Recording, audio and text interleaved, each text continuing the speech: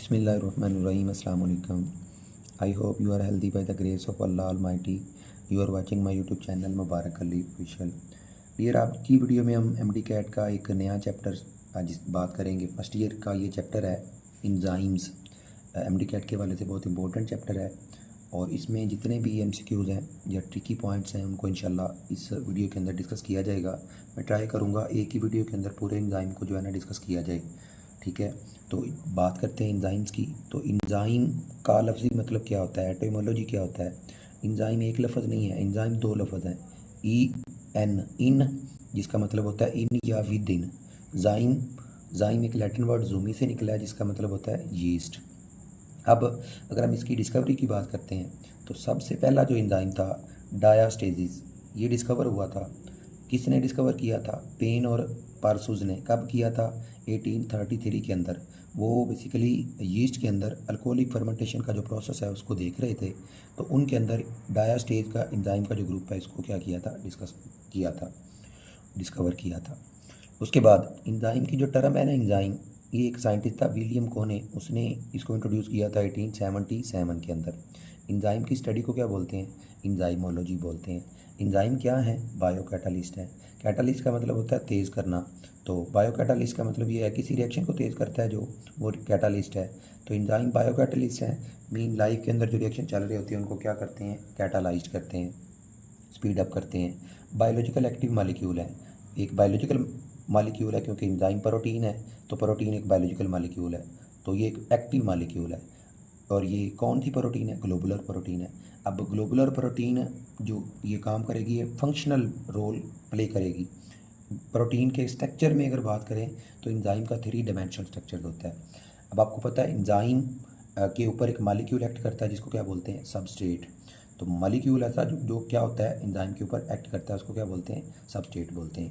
ये आपके सामने आपको इंजाइम का जो स्ट्रक्चर नज़र आ रहा होगा, तो ये सारा जो स्ट्रक्चर है ये बेसिकली ग्लोबुलर शेप रखता है, 1000 ऑफ अमाइनो एसिड से मिलकर बना हुआ होता है। इसके ऊपर कुछ चार्ज बीजिंग साइट्स होती है जिसको एक्टिव साइट्स बोलते हैं। इसमें चंद एक अमाइनो एसिड होते हैं। वो अमाइनो एसिड कितने होते हैं? आ फ्यू अमाइनो एसिड। ये बुक की लाइन है, ये एमसीक्यूज है, एमडी कैट के हवाले से बहुत इंपॉर्टेंट एमसीक्यूज है। जो आ फ्यू अमाइनो एसिड है, मिनिमम कितने हैं? 3 to 4 अमाइनो एसिड हो सकते हैं किसी इंजाइम की एक्टिव साइट के ऊपर। और उसके बाद 3 to 12 अमाइनो एसिड जो है ना ये मैक्सिमम हो सकते हैं। अब जो एक्टिव साइट है इसको 2 पोर्शन में कैटेगराइज किया जाता है। First one is binding site, second one is catalytic site. Binding site ने सबस्ट्रेट को बाइंड करवाना है, कैटालाइटिक साइट ने उसकी कैटालाइसिस करवानी है। अब रिएक्शन की जो रेट है ना उसको कितने गुना इंजाइम इंक्रीज करते हैं? 10⁻⁷।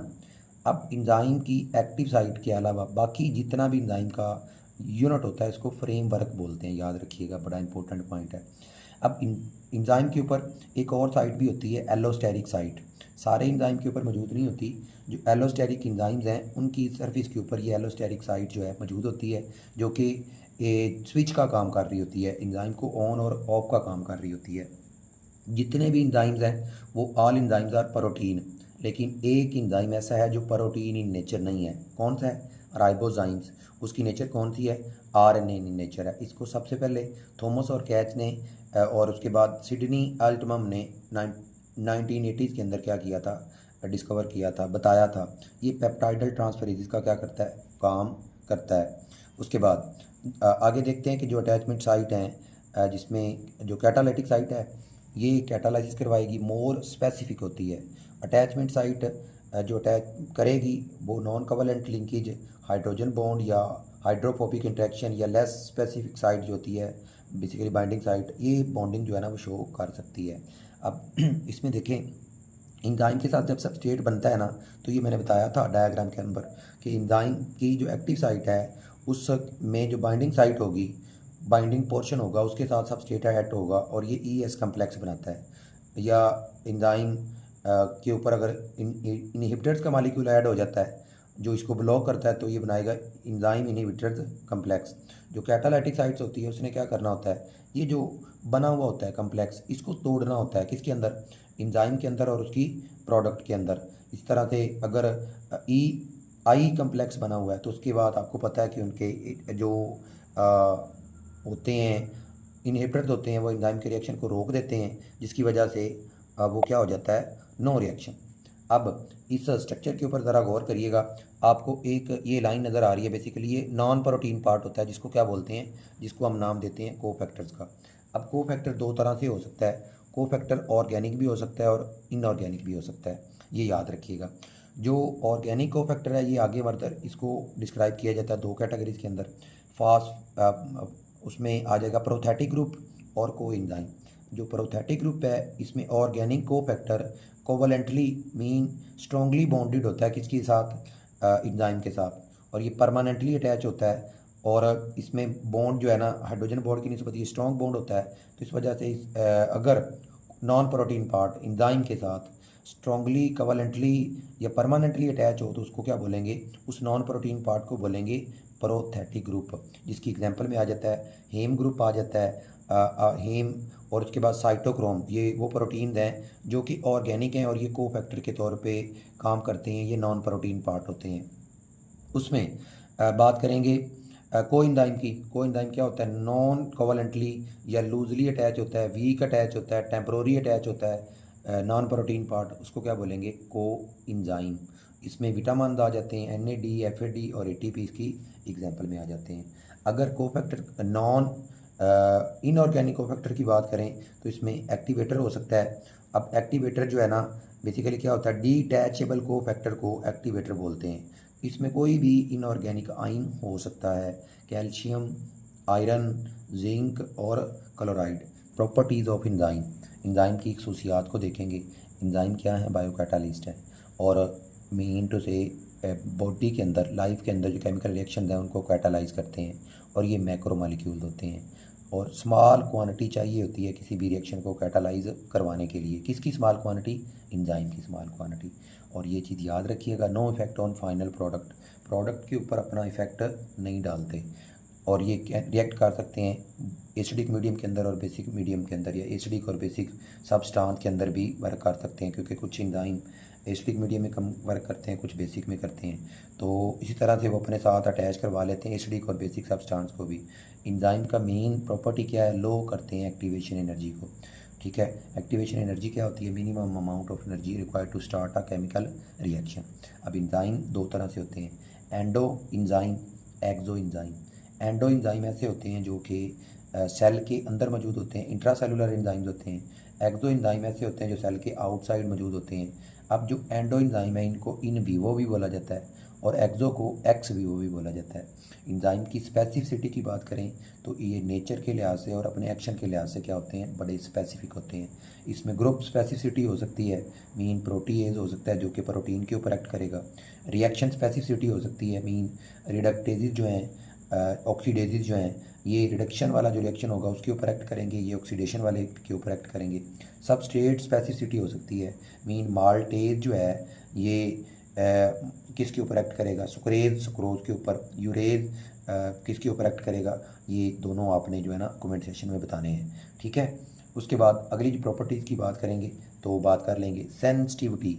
अब एंजाइम की जो सेंसिटिविटी है वो आपको पता है, एंजाइम बड़े सेंसिटिव होते हैं, बड़े नरम नाजुक होते हैं, बड़े नखरे वाले होते हैं। किसके नखरे वाले होते हैं, टेम्परेचर थोड़ा सा भी चेंज करते हैं तो ये इनके जो रेट ऑफ रिएक्शन है उसकी रफ्तार में कमी या ज़्यादती होना शुरू हो जाती है।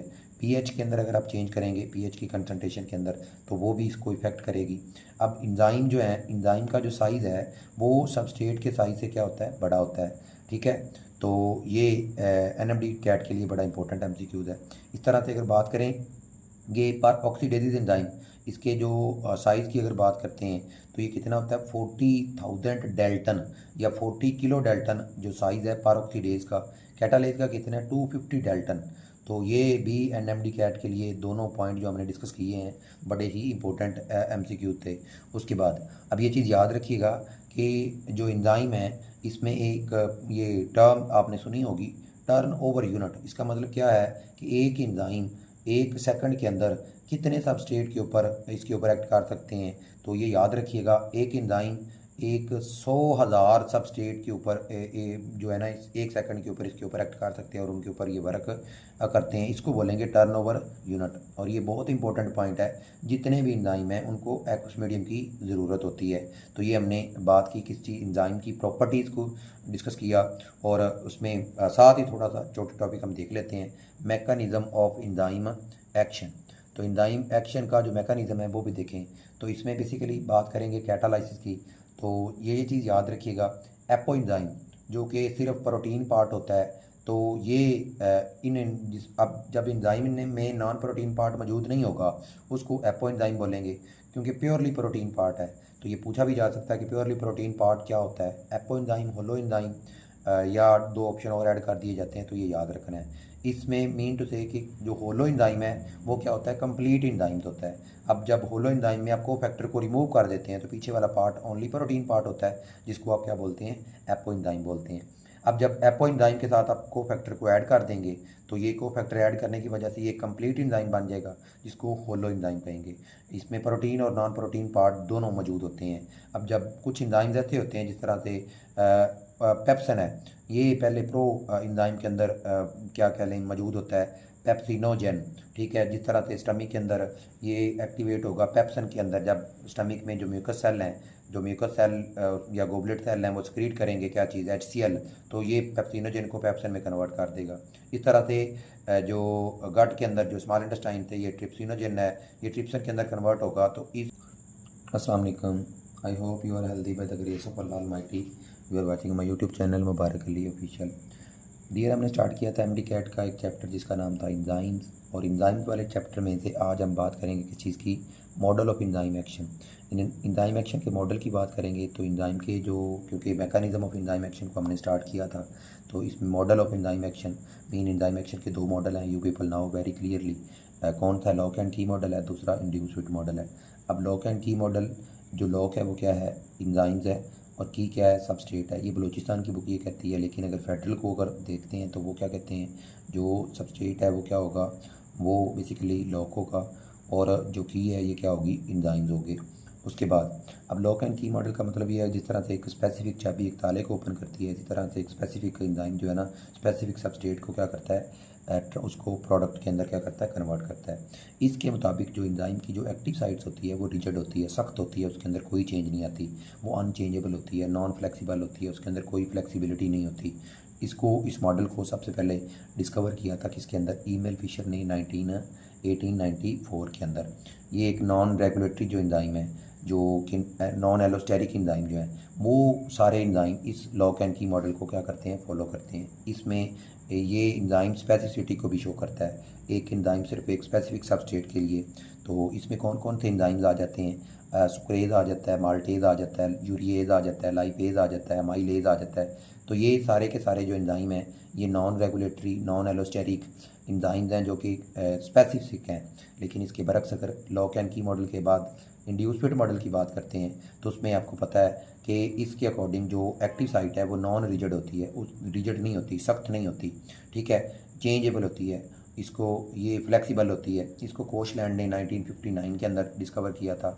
जो रेगुलेटरी एंजाइम्स हैं, जिस तरह से मिसाल के तौर पे ये हेमोग्लोबिन के अंदर या कार्बोनिक एनहाइड्रेज, हेक्सोकाइनेज, ये नॉन एलोस्टेरिक एलोस्टेरिक एंजाइम है, रेगुलेटरी एंजाइम्स हैं, जो कि एक्टिव इंड्यूस्ड मॉडल को क्या करते हैं, फॉलो करते हैं। इसके मुताबिक एक एंजाइम एक से ज़्यादा रिएक्शन के अंदर क्या कर सकता है, हिस्सा ले सकता है।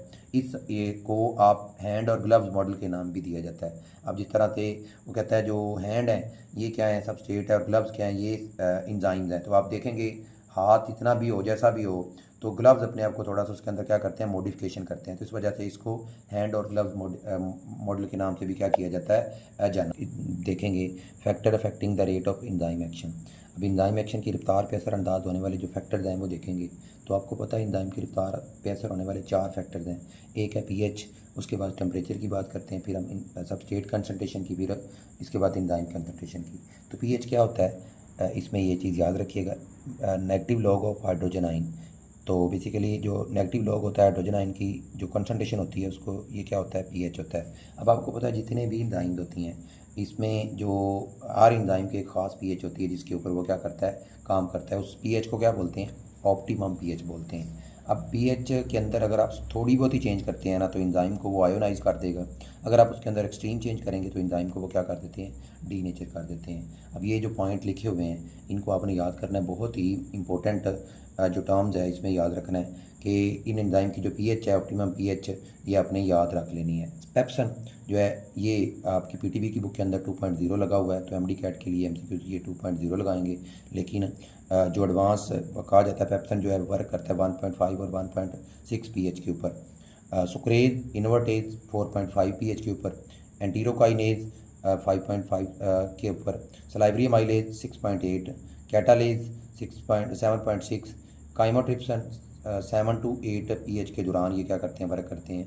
पेनक्रियाटिक लाइपेज 9 पीएच के ऊपर क्या करते हैं, वर्क करते हैं। आर्जिनेज तो ये किसके ऊपर वर्क करते हैं, ये 9.7 पीएच के ऊपर क्या करते हैं, वर्क करते हैं। अब ये चीज़ याद रखिएगा, जो पीओएच क्या होता है, नेगेटिव लॉग ऑफ हाइड्रोजन आइन, हाइड्रोक्सल आइन। तो ये आपको पता है अगर पीएच 7 से कम है तो वो एसिडिक होगी, पीएच 7 से ज़्यादा होगी तो वो क्या होंगे, वो बेसिक एंजाइम्स होंगे।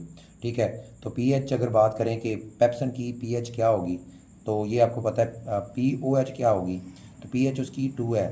तो पीएच और पीओएच बेसिकली ये टोटल स्केल बनाते हैं, तो उसमें आप 2 को माइनस कर दें तो आपके पास जो है ना ये टोटल कितनी होती है, 14 होती है। तो उसमें जब पीएच निकाल देंगे तो बाकी क्या रह जाएगा, 12। इस तरह से बाकी एंजाइम जितने भी आपने ये देखे हैं उनकी ये पीओएच लिखी हुई है, इसमें भी पूछा जा सकता है, तो इनको भी आपने थोड़ा सा याद रख लेना है, यहाँ तक याद हो जाएगा इंशाल्लाह। उसके बाद आगे बात करते हैं कि कुछ जो ट्रिप्सन है ये बेसिकली क्या करता है, कौन सी पीएच पे काम करता है, 7.8 से 8.7, माल्टेज 6.1 से 6.8 और यूरेज 7.0 के ऊपर क्या करता है, वर्क करता है। लाइपेज ये इसकी अगर बात करते हैं, ये केपीके एनएमडी कैट के लिए जो पॉइंट जो है ना कुछ लिखे हुए होते हैं, जिस तरह से फॉलोअप अगर लेते हैं तो पेनक्रियाटिक ये जो होते हैं इसके ये कितना एंजाइम होगा, पीएच कितनी होगी, 8.0। उसके बाद स्टमी के अंदर जो है लाइपेज हैं जो वर्क करेंगे वो कितनी पीएच रखते होंगे, वो करेंगे 4.5 पीएच के अंदर वर्क करेंगे। कैस्टर ऑयल के अंदर 4.7 पीएच के ऊपर वर्क करेंगे। इस तरह से माइलेज जो है ये पैनक्रियाज के अंदर ये 6.7 से 7 पीएच तक वर्क करते हैं।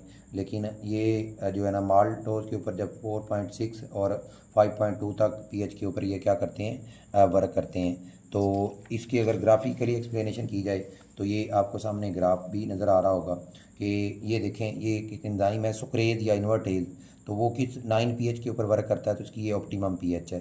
ठीक है, तो इसी तरह से ये मैंने एक ग्राफ ड्रा किया हुआ है, इसको आपने बताना है ये किसका ग्राफ ड्रा किया हुआ है। इस तरह से ये ग्राफ ड्रा किया हुआ है, इस रेंज में किसकी पीएच आती है ये आपने कमेंट सेक्शन में बताना है। इस तरह से अगर पेप्सन की बात करते हैं तो पेप्सन की पीएच कितनी होती है, 2 मैक्सिमम होती है, ऑप्टिमम होती है। तो ये इस तरह से आप ग्राफ जो है ना उनके क्या कर सकते हैं, ड्रा कर सकते हैं। देन हम बात करते हैं कि क्या किस चीज़ की, टेम्परेचर की। अब जो टेम्परेचर है ये डायरेक्टली प्रोपोर्शनल होता है किस चीज़ के, काइनेटिक एनर्जी से। काइनेटिक एनर्जी जो है ना वो डायरेक्टली प्रोपोर्शनल होती है किस चीज़ से, कुलयन से, और जो कुलयन है वो डायरेक्टली प्रोपोर्शनल होती है उसके रेट से उसके में। अब जो मैमल की बॉडी का जो टेम्परेचर है वो कितना होता है बेसिकली, कितनी बॉडी तक, 40 डिग्री सेंटीग्रेड तक। और आर्कटिक स्नो जो है ना ये -10 डिग्री सेंटीग्रेड के एरिया में भी जो रहते हैं। उसके बाद अब ये चीज़ याद रखिएगा कि एंजाइम जब एंजाइम के लिए जो रिक्वायर्ड टेम्परेचर होता है, मिनिमम टेम्परेचर जिसमें एंजाइम अपना वर्क स्टार्ट करता है उसको मिनिमम टेम्परेचर बोलते हैं। और वो टेम्परेचर जिस पे एंजाइम की मैक्सिमम या जो एंजाइम डीनेचर हो जाता है, मैक्सिमम जो एंजाइम्स होता है वो देखना है। उसके बाद ऑप्टिमम जिस पे एंजाइम का जो वर्क है वो मैक्सिमम होता है। तो शुरू में स्टार्ट में अगर एंजाइम का जो टेम्परेचर है वो आप 10 गुना इंक्रीज़ करते हैं, 10 टाइम इंक्रीज़ करते हैं टेम्परेचर, तो रिएक्शन जो है ना वो डबल हो जाता है रेट, लेकिन एक ख़ास लिमिट तक। उसके बाद जिस तरह से अगर इंसान की बात करें तो इंसान की बॉडी का टेम्परेचर कितना होता है, 37 डिग्री सेंटीग्रेड। तो 37 डिग्री सेंटीग्रेड पे हमारे एंजाइम की जो पीएच टेम्परेचर है वो क्या है, ऑप्टिमम टेम्परेचर है। इस तरह से बर्ड की बात करते हैं तो वो 40 डिग्री है। थर्मस एक्वेटिक्स की बात करते हैं तो 120 डिग्री है। आर्चियोबैक्टीरिया की बात करते हैं तो कितने 90 डिग्री पे उनका ये ऑप्टिमम टेम्परेचर है। तो अल्टीमेटली जब टेम्परेचर बढ़ेगा तो रेट ऑफ रिएक्शन क्या हो जाएगा, डिक्रीज़ हो जाएगा और बॉन्ड ब्रेक होना शुरू हो जाएंगे। और अल्टीमेटली फाइनल जो एंजाइम है वो क्या हो जाएगा, डी नेचर हो जाएगा। उसके बाद बात करेंगे अगला जो हमारा फैक्टर्स है कंसंट्रेशन, सबस्ट्रेट और इंजाइम्स। इंजाइम की जो कंसंट्रेशन है ये दोनों तकरीबन सेम होती हैं। अब देखें इंजाइम की कंसंट्रेशन और सबस्ट्रेट की कंसंट्रेशन, तो इसके लिए जो ग्राफ शो किया जाता है शुरू में, अगर आप इंजाइम की रफ्तार में इजाफा सबस्ट्रेट को अगर देखते हैं, सबस्ट्रेट आपके पास अनलिमिटेड है लेकिन इंजाइम जो है वो क्या होंगे, लिमिटेड होंगे। तो स्टार्ट में रिएक्शन क्या होगा, इंक्रीज़ होगा, बढ़ता जाएगा, लेकिन एक पॉइंट आएगा उसके बाद अगर आपके पास सबस्ट्रेट अनलिमिटेड है लेकिन इंजाइम की जो एक्टिव साइट है वो सारी फिल हो चुकी होती है, जिसकी वजह से आप सबस्ट्रेट को बढ़ाते जा रहे हैं। ये इस वाई एक्स एक्सिस पे आप सबस्ट्रेट लिख लें, यहाँ पे आपने रेट लिख लेना है, तो ये सैचुरेशन पॉइंट आ जाएगा। ठीक है, आप जितने मर्जी सबस्ट्रेट बढ़ाते जाएं लेकिन रिएक्शन का रेट नहीं बढ़ेगा। इसी तरह से इंजाइम की जब आप बात करेंगे तो इसके लिए जर्नल ग्राफ मैंने ड्रा किया हुआ है, क्योंकि दोनों के लिए है, दोनों का ग्राफ सेम बनता है, दोनों वर्क जो है ना सेम तरह से करते हैं। तो इसमें जो एक्टिव साइट है जो सारी की सारी इस पॉइंट के ऊपर सैचुरेशन के ऊपर क्या हो जाती हैं, वो फिल हो जाती हैं। इनहिबिटर्स क्या होते हैं, ऐसे मालिक्यूल्स होते हैं जो क्या करते हैं, एंजाइम की एक्टिविटी को स्टॉप कर देते हैं। ठीक है, या एंजाइम की एक्टिव साइट को ब्लॉक कर देते हैं। ये आर्जी तौर पे भी कर देते हैं, परमानेंटली भी कर देते हैं। ऐसे मालिक्यूल हैं जो हाइंडर का मतलब होता है रुकावट की वजह बनते हैं, रेट ऑफ रिएक्शन, एंजाइम की जो रिएक्शन का जो रेट है उसको उस में रुकावट की वजह बनते हैं। तो जो रेट ऑफ रिएक्शन है वो क्या हो जाता है, इनकी मौजूदगी की वजह से वो क्या हो जाता है, स्लो डाउन हो जाता है। अब एंजाइम की अगर एग्जांपल की बात करते हैं तो ये anti metabolite, poisons, venom, toxin, antibiotics, ये सारे के सारे क्या हैं, इनहिबिटर्स हैं। अब इनहिबिटर जो है ना, ये मैंने बताया रिवर्सिबल भी हो सकते हैं और इरिवर्सिबल भी हो सकते हैं। ऐसे इनहिबिटर जो एंजाइम के साथ बेसिकली वीक लिंकेज बनाएंगे, जो सबस्ट्रेट के ऊपर ऐड होंगे लेकिन बाद में उनको रिमूव कर दिया जाएगा एक्टिव साइट के, तो ये EI एंजाइम इनहिबिटर्स कम्प्लेक्स बनाएंगे ना, ये रिवर्सिबल होगा, डबल एरो से इसको रिप्रेजेंट करेंगे। इस तरह से ऐसे इनहिबिटर जो परमानेंटली ब्लॉक करते हैं तो वो रिवर्सिबल इनहिबिटर्स होते हैं। अब ये चीज़ याद रखिएगा। इस तरह से मरकरी जो है ये ब्रेक करता है डिफरेंट तरह के, मरकरी, आयरन और एक और आयन है जो कि डाइसल्फाइड ब्रिज या ये इनहिबिटर्स के तौर पे काम करता है, वो अपने कमेंट सेशन में बताना है। अब बात करेंगे रिवर्सिबल इनहिबिटर्स और इरिवर्सिबल इनहिबिटर्स।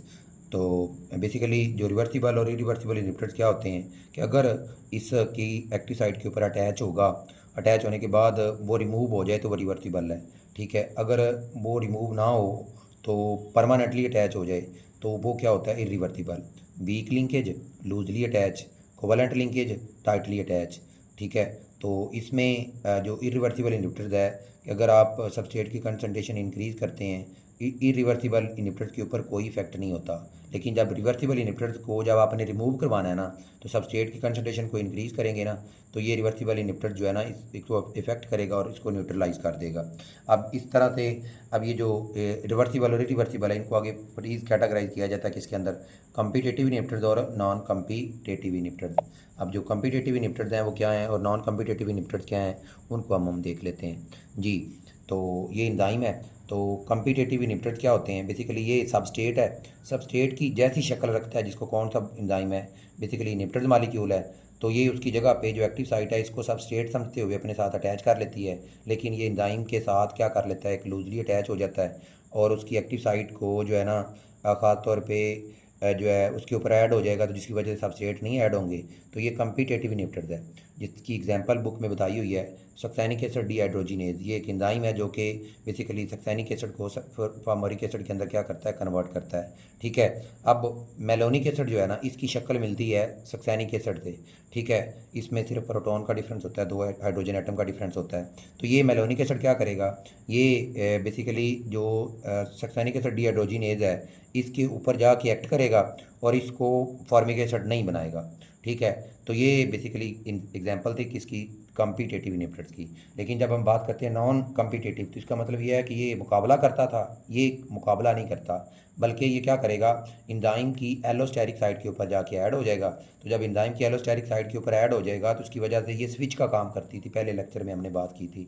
तो इसकी वजह से एंजाइम की जो एक्टिव साइट है वो चेंज हो जाती है, ये चीज़ याद रखिएगा, बड़ा इंपॉर्टेंट पॉइंट है। नॉन कम्पिटिटिव इनहिबिटर जो हैं ये एंजाइम की एक्टिव साइट को चेंज कर देते हैं, एक्टिव साइट के ऊपर अटैच नहीं होते लेकिन उसको चेंज कर देते हैं। लेकिन जो कम्पिटिटिव इनहिबिटर्स होते हैं ये एक्टिव साइट के ऊपर अटैच होते हैं लेकिन एक्टिव साइट को चेंज नहीं करते, ये मैंने साइड पे लिखा हुआ है। ठीक है, तो ये इसकी अगर एग्जांपल की बात करते हैं तो ATP जो है ना, मैंने पहले भी डिस्कस किया, सेल के अंदर जब लेवल बढ़ जाता है तो ये फास्फोफ्रुक्टोकाइनेज जो एंजाइम है जो कि बेसिकली इसको रोकता है, बढ़ा हुआ लेवल जो है। इस तरह से पायरोवेट काइनेज जो है ना, ये इनिप्ट करेगा एलानिन को, तो ये भी क्या है बेसिकली नॉन कम्पिटेटिव इनिप्टर्स के तौर पे काम करेगा। इस तरह से अगर बात करते हैं कम्पिटेटिव की, तो जो एंटी मेटाबोलाइट्स हैं ये भी क्या होते हैं, कम्पिटेटिव इनिप्टर्स होते हैं। अब ये चीज़ याद रखिएगा कि क्या वाटर का इफेक्ट होता है, तो क्योंकि इफेक्ट ऑफ वाटर जो है ना, इंजाइम को अपने वर्क करने के लिए एक्वस मीडियम की ज़रूरत होती है, जो कि नॉर्मल फंक्शनिंग के लिए बहुत ज़रूरी है। इसी वजह से जो है ना, वाटर का जो इंजाइम की बॉडी के ऊपर क्या होगा, असरअंदाज होगा। अक्सर आपने देखा होगा खाना खाने के बाद हमें प्यास लगती है, तो प्यास क्यों लगती है, बेसिकली हमने हमारी बॉडी के अंदर रिएक्शन हो रहे होते हैं, उन रिएक्शन इंजाइम की मौजूदगी में हो रहे होते हैं, तो उनको वाटर चाहिए होता है, ठीक है। उसके बाद रेडिएशन में यूवी रेज, बीटा एक्सरेज और गैमा रेज, ये जो इंजाइम की जो शेप है उसको क्या कर देते हैं, चेंज कर देते हैं। तो इसमें हमने बात की किस चीज़ की, इनिप्टर्स की। तो ये पूरा चैप्टर हमने डिस्कस कर लिया। इंशाल्लाह इसके बाद इसके रिलेटेड जो एमसीक्यूज़ हैं उनको भी एक वीडियो के अंदर डिस्कस किया जाएगा। इस तरह की वीडियो को देखने के लिए हमारे चैनल को लाइक और सब्सक्राइब कर दें, ताकि हर आने वाली वीडियो का नोटिफिकेशन आप तक आता रहे। Thank you. अल्लाह हाफिज़। अस्सलाम वालेकुम।